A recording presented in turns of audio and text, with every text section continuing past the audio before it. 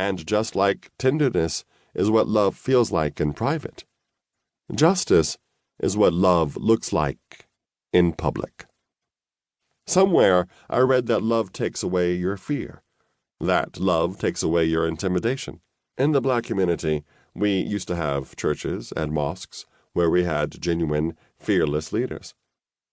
The problem is that in the 1960s, so many of our love warriors were assassinated or incarcerated, and we ended up with polished professionals who acted as if they were leaders when what they really wanted to be was well adjusted to injustice. I'm reminded about how there used to be a brother named Sylvester on the organ in my church every fifth Sunday.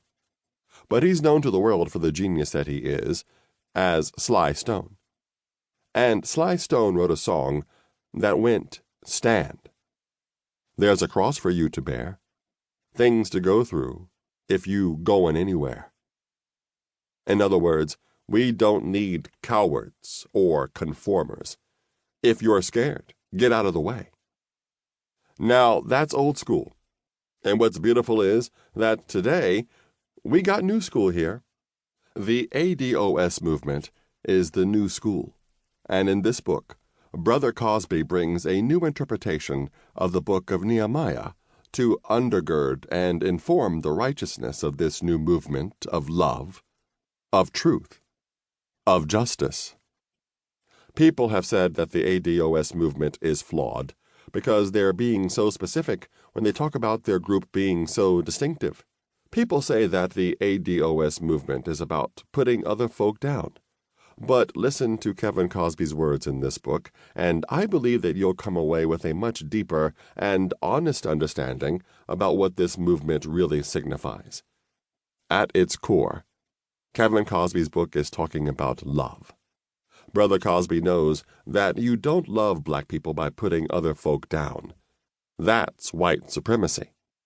Those who espouse white supremacy stand tall by trying to keep us on our knees. We love each other in and of itself. And then, when the love spills over, it's even more real. But let me tell you this. We are in a moment where the polished professionals too often love everybody but black people. That's what I can't stand. Oh, no, I'm a Christian. Now, I love everybody, and I'm going to be faithful unto death. But I'm going to tell you this. I'm loving the chocolate side first. How can I not? How can I love the other side if I don't love myself? Love your neighbor as yourself. Learn how to love yourself. And then love your neighbor. And it will necessarily spill over. ADOS has got nothing against other black people. They know that Caribbeans and African folk are beautiful too, but that as ADOS, we need to love ourselves.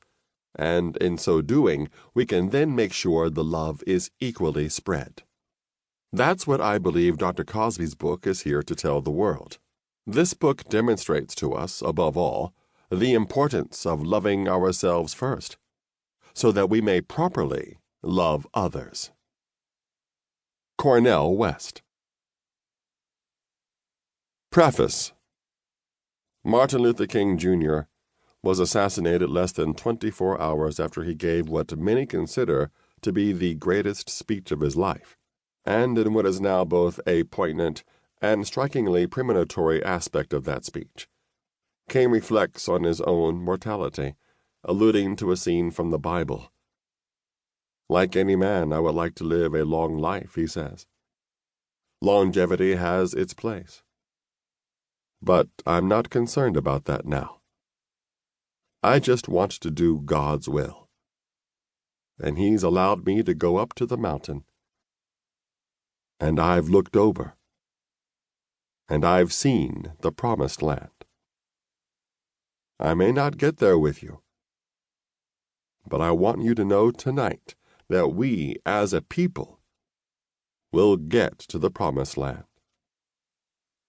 That line, we as a people will get to the promised land, has occupied